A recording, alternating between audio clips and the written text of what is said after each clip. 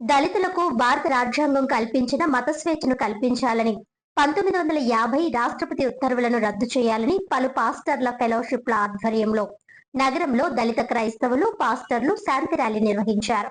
స్థానిక జాంపేట దేవి చౌక్ సెంటర్ నుంచి ర్యాలీగా గోకవరం బస్టాండ్ అంబేద్కర్ విగ్రహం వరకు చేరి ఆందోళనకారులు జాంపేట గాంధీ విగ్రహానికి అంబేద్కర్ విగ్రహానికి పూలమాలలు వేసి నివాళులర్పించారు. అనంతరం కలెక్టర్ కు వినతి పత్రం అందజేశారు. ఈ ర్యాలీలో రాష్ట్రపతి ఉత్తరంలో రద్దు చేయాలని, దళితులకు మత స్వేచ్ఛ కల్పించాలని, సుప్రీంకోర్టు తీర్పును పునఃసమీక్షించాలని ఆందోళనకారులు పెద్ద ఎత్తున నినాదాలు చేశారు. ఈ సందర్భంగా ఆల్ ఇండియా క్రిస్టియన్ ఫెడరేషన్ రాష్ట్ర అధ్యక్షుడు జోహానీ హెలోనిన్ మాట్లాడుతూ, దేశంలో కొన్ని మత శక్తులు దళితులకు రాజ్యాంగం కల్పించిన హక్కులను కాలరాయడానికి కుట్రలు చేయడానికి ఖండిస్తున్నామని అన్నారు. 1950లో రాష్ట్రపతి ఉత్తర్వులు సమానత్వ హక్కును హరించే విధంగా దళితుల పట్ల వివక్షత చూపించిందన్నారు. రాష్ట్రపతి ఉత్తర్వును ఆధారంగా చేసుకుని కేంద్ర ప్రభుత్వం తెర వెనుక ఉండి సుప్రీంకోర్టుతో దళిత క్రైస్తవులకు వ్యతిరేకంగా తెచ్చిందన్నారు. వాస్తవానికి దళిత సిక్కులకు, దళిత బౌద్ధులకు లేని దళితులు మతం మారితే దళిత క్రైస్తవులకు కులం రద్దు చేయడం దళితులపై వివక్షత కొనసాగిస్తూనే ఉందన్నారు. దళిత క్రైస్తవుల రాజ్యాంగ హక్కులను కాపాడుకునేంత వరకు, దళితులకు మత స్వేచ్ఛ కల్పించేంత వరకు పోరాటం కొనసాగిస్తామని స్పష్టం చేశారు. ఏఐసిఎఫ్ ప్రధాన కార్యదర్శి డానియల్ పాల్ మాట్లాడుతూ, గత 70 సంవత్సరాలుగా లేని దళితుల మత స్వేచ్ఛ ఈనాడు వివాదంలో పడడం వెనుక సమాజంలో దళితులపై వివక్షత కొనసాగుతుందనేందుకు నిదర్శనమని అన్నారు. దళితుల ఓట్లు వేసుకున్న ప్రజా ప్రతినిధులు సైతం కష్టకాలంలో ఉన్న దళిత క్రైస్తవుల సమస్యల పట్ల సానుభూతి లేదని, కనీసం ఖండించకపోవడం దారుణమన్నారు. రాష్ట్రపతి ఉత్తర్వులను రద్దు చేసేలా పార్లమెంట్ లో చట్టం చేయాలని డిమాండ్ చేశారు. ఈ కార్యక్రమంలో తూర్పుగోదావరి జిల్లా pastors fellowship, satellite city pastors new fellowship, new జెర్సీలో ఫెలోషిప్ కు చెందిన Johnson, Stephen, Shyambabu, G Krupanandam, John Jyothi తదితరులు పాల్గొన్నారు.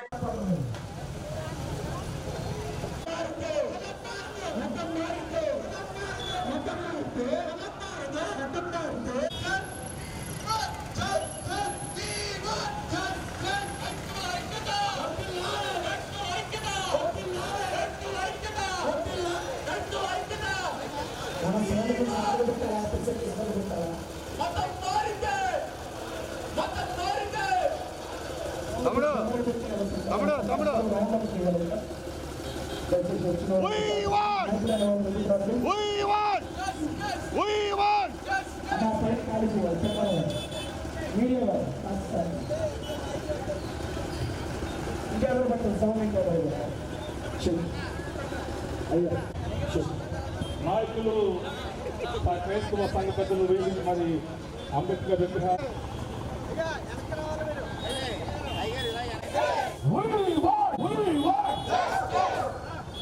మత స్వేచ్ఛ, మత స్వేచ్ఛ, క్రైస్తవులపై జరుగుతున్న దాడులు, క్రైస్తవులపై జరుగుతున్న దాడులు,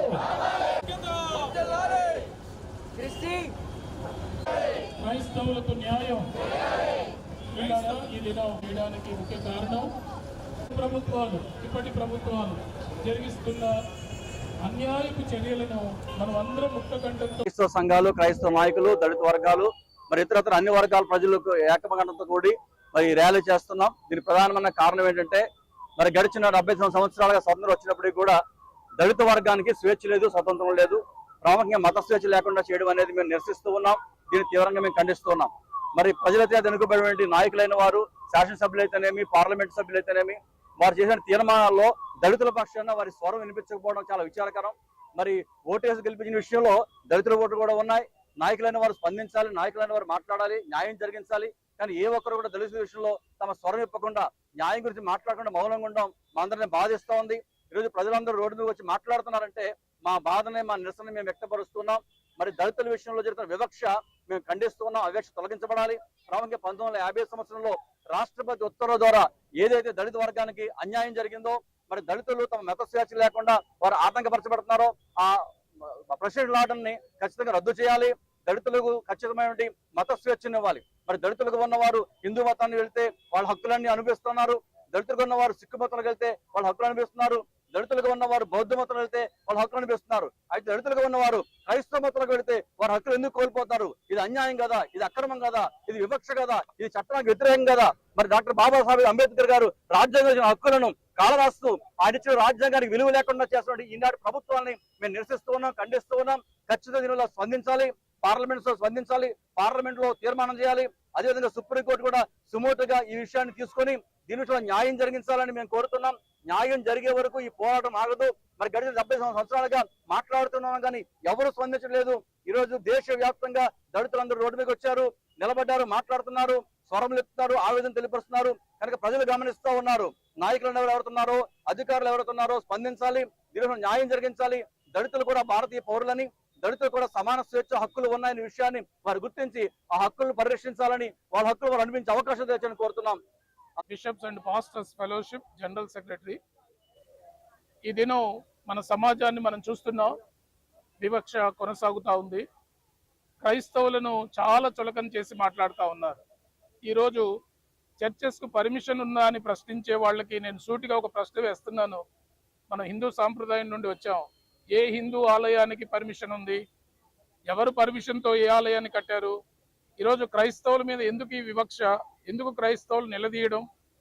అంతేకాకుండా క్రైస్తవత్వాన్ని స్వీకరించిన దళితులకు ఎందుకు వారి రాయితీలు ఉండకూడదు? ఎందుకు వారి హక్కు కోల్పోతారు? హిందువులుగా ఉన్న వారి హక్కు ఉండాలా? సిక్కులుగా ఉన్న వారి హక్కులు ఉండాలా? బౌద్ధులుగా ఉన్న వారి హక్కులు ఉండాలా? కానీ దళితులకు క్రైస్తవత్వం స్వీకరించే హక్కు లేదా? మనం రాజ్యాంగ పరిధిలో ఉన్నామా లేక రాజరికంలో ఉన్నామా? ఎందుకు నాయకులు దీని విషయంలో చర్య తీసుకోవడం లేదు? మీరు అనుకోవచ్చు, ఇది 70 సంవత్సరాల క్రితం జరిగిన ఆర్డినెన్స్ కదా, ఇప్పుడే నుంచి మాట్లాడే వాళ్ళు ఎక్కువైపోయారు. ఈ 70 సంవత్సరాల్లో ఎప్పుడు ఇలాంటి పరిస్థితి మనం చూడలేదు. ఈరోజు ప్రతి ఒక్కరూ క్రైస్తవత్వాన్ని వేలెత్తి చూపిస్తున్నారు. మేము క్రైస్తవులుగా ఉన్న మేము భారతీయులమే కదా, భారతీయుల సార్వభౌమత్వం మాకుంది కదా, హక్కులు మాకున్నాయి కదా, మేము ఏ మతమైనా స్వీకరించవచ్చు కదా. అలాంటప్పుడు దళితులకు ఎందుకు ఈ వివక్షాన్ని ప్రశ్నించడానికే ఈరోజు ఈ నిరసన చేస్తున్నాం. ఇప్పుడైనా ప్రభుత్వాలు, చట్టాలు వారికి క్రైస్తవ మతాన్ని స్వీకరించిన దళితులకు న్యాయం చేయాలని, అంతేకాకుండా క్రైస్తవత్వంలో ఉన్న పాస్టర్లకు, సంఘాలకు భద్రతను కల్పించే ఒక మంచి చట్టాన్ని చేయాలని కోరుతూ నా మాటలు ముగిస్తున్నాను.